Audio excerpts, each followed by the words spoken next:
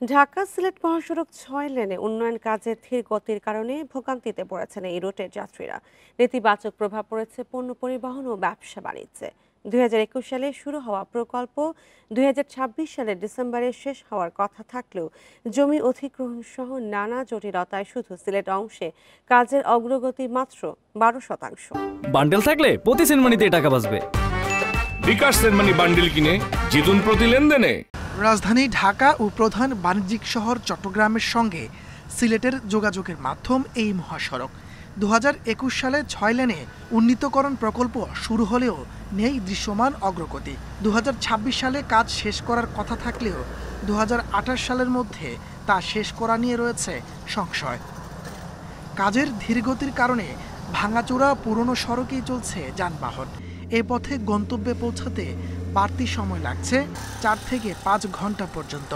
Trip নিয়ে আসার পথে আমরা অনেক দীর্ঘ সময় লাগে, তখন আমরা এই যে গাড়ির যে টাইমগুলো আছে টাইমগুলো কভার করা যায় না। মালের জন্য সিলেট যাইতে হয়, আইতে হয়, রাস্তার অবস্থা একবারে বেহাল অবস্থা। এখানে ওরা কাজ করে, বাট কাজটা কিন্তু কাজের মতো হচ্ছে না, একদম স্লোলি কাজ চলতেছে। মহাসড়কটি এশিয়ান হাইওয়ে, বিমস্টেক করিডোর এবং সার্ক হাইওয়ে করিডোরের গুরুত্বপূর্ণ অংশ। বাণিজ্যিক গুরুত্বপূর্ণ বিবেচনায় দ্রুত কাজ শেষ করার দাবি ব্যবসায়ীদের।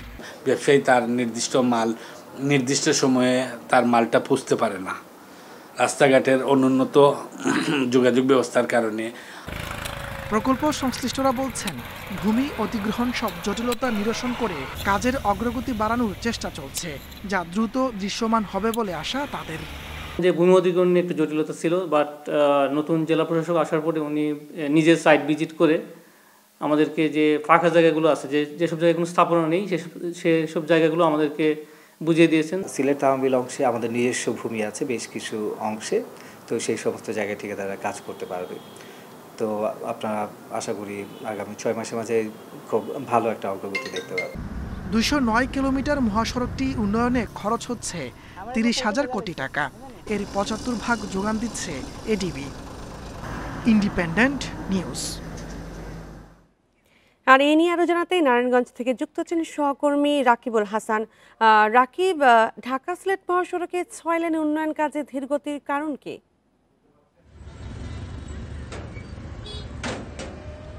দেখুন, নারায়ণগঞ্জ অংশে অর্থাৎ রাজধানী থেকে যেই কাঁচপুর, এই কাঁচপুরের অংশ থেকেই কিন্তু সিলেটের তামাবিল পর্যন্ত প্রায় ২০৯ কিলোমিটার যেই ৬ লেনের যেই কাজ, সেটা কিন্তু শুরু করেছে ২০০১ সালে।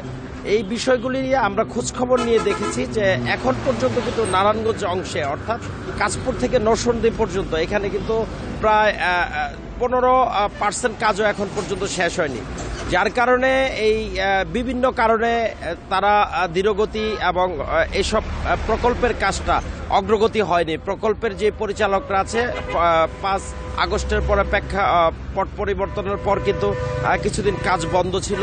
এর পরবর্তীতে যেই তারা যে টার্গেট করেছিল ২০২৬ সালে এই প্রকল্পের কাজ শেষ করবে, সেই অনুপাতে কিন্তু প্রায় ৯০% কম তারা কিন্তু কাজ এখন পর্যন্ত তারা শেষ করতে পারেনি। তবে নারায়ণগঞ্জের যেই গুরুত্বপূর্ণ এই কাজ ধীরগতি হওয়ার কারণে জনসাধারণ এবং ব্যবসায়ীরা পরিবহন পণ্যে ঢাকা নারায়ণগঞ্জ বাণিজ্য শিল্প নগরীতে তারা যে দুর্ভোগ পোহাচ্ছে সেই চিত্র কিন্তু আমরা প্রতিনিয়ত দেখছি। এই ঢাকা সিলেট মহাসড়কের কাঁচপুর থেকে নরসিংদী পর্যন্ত যেই অংশে কাজ চলছে, এখানে কিন্তু রাস্তার দুই পাশেই ভাঙাচুরা এবং যেহেতু কাজ করছেন খানা গর্তের সৃষ্টি হয়েছে এবং যানবাহনে কিন্তু যাত্রীরা পরিবহনের সময় তারা কিন্তু ব্যাপক দুর্ভোগ পোহাচ্ছেন এবং এখানে কিন্তু প্রায় সময় যানজট সৃষ্টি হচ্ছে এবং এসব কারণে যাত্রীদের যেমন দুর্ভোগ হচ্ছে, শিল্প প্রতিষ্ঠানের সময় মতো তারা পণ্য পরিবহন করতে পারছে না, যানজটের কারণে শিল্পাত উৎপাদন ব্যাহত হচ্ছে।